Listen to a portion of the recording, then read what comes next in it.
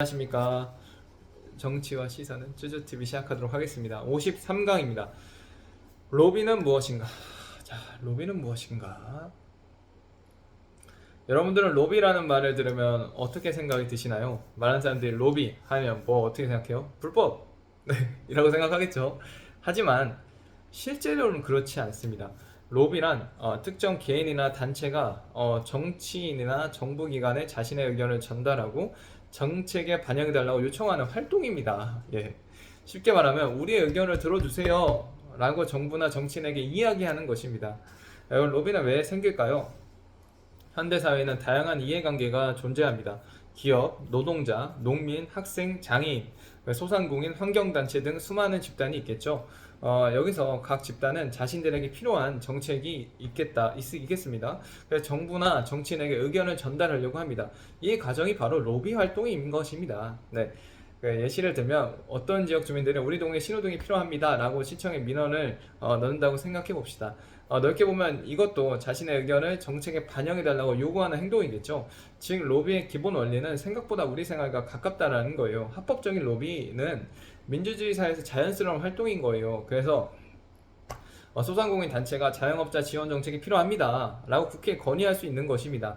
근데 장애인 단체가 장애인 이동권을 확대해 주세요 라고 요구할 수 있는 것입니다. 환경단체가 환경보호 정책을 강화해야 됩니다 주장할 수도 있는 것입니다. 근데 이런 활동은 이제 민주주의 사회에서 허용이 되는 것이고요.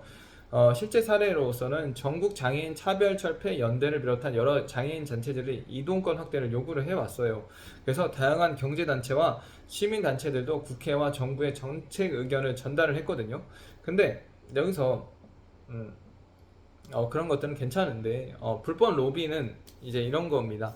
만약 정치인에게 돈을 주거나 선물을 제공하거나 특혜를 약속하면서 정책을 바꿔달라고 한다면 그게 이제 좀 불법 로비가 되겠죠. 이런 경우 로비가 아니라 뇌물, 부패, 권력 남용 문제가 되는 것입니다. 그래서 민주주의 국가는 정치의 자금과 로비 활동을 법으로 관리를 하는 것입니다. 정부는 모든 국민의 생각을 직접 알기가 어렵습니다. 그래서 다양한 단체와 전문가들의 의견을 전달을 하는 것이고요. 이를 통해서 정책 결정 과정에 여러 목소리가 반영될 수 있습니다. 만약 로비가 전혀 없다면 정부는 현장의 문제를 파악하기 어려울 수도 있습니다. 하지만 동시에 특정 집단의 목소리만 지나치게 반영되는 것도 경계해야 되는 것입니다. 그래서 균형이 매우 중요합니다. 정치 뉴스를 볼 때 뉴스에서 로비 의혹이라는 표현이 나오면 무조건 불법이라고 단정할 수는 없습니다. 먼저 어떤 방식으로 이루어졌는지 살펴봐야 되고요. 합법적인 의견 전달이었는지 아니면 불법적인 금품 제공이 있었는지 구분하는 것이 매우 중요합니다. 학교에서 학생들이 급식 메뉴 개선해주세요 라고 학생회를 통해 건의한다고 생각을 해봅시다. 학생들이 의견을 전달하는 것은 자연스러운 활동입니다. 정치에서도 비슷한 원리로 다양한 단체가 의견을 전달합니다. 그런 것들은 자연스러운 활동이라는 것입니다. 그러니까 이것도 로비와 비슷한 예시로 들 수 있겠습니다.